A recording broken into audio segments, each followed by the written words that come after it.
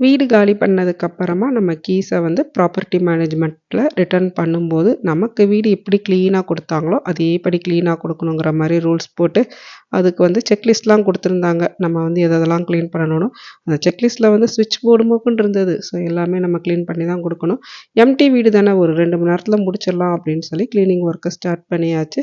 அப்புறம் ஹஸ்பண்ட் வந்து கொஞ்சம் பட்டி டிங்கரிங் ஒர்க்லாம் வீட்டில் இருந்தது. அதெல்லாமே பார்த்துக்கிட்டு இருந்தாங்க. க்ளீன் பண்ணாமல் கொடுத்தோன்னா அவர்லி பேசிஸில் க்ளீனிங் சார்ஜ், அதுக்கு டேக்ஸு, அப்புறம் அட்மின் ஃபீஸ்னு அதுக்கு மொத்தமாக நமக்கு பில் போட்டுருவாங்க. அதுக்குரிய டீட்டெயில்ஸும் அட்டாச் பண்ணியிருந்ததுனால தான் நாங்களே க்ளீன் பண்ண ஆரம்பிச்சிட்டோம். 10 மணிக்கு ஆரம்பித்த ஒர்க்கு முடிகிறதுக்கு ஈவினிங் 4:00 கிட்டக்க ஆயிடுச்சு. அப்புறமா ரெஃப்ரெஷ் ஆகிட்டு அடுத்த வாரத்துக்கு உண்டான காய் வாங்கலான்னு தான் வெளியில் போனோம்.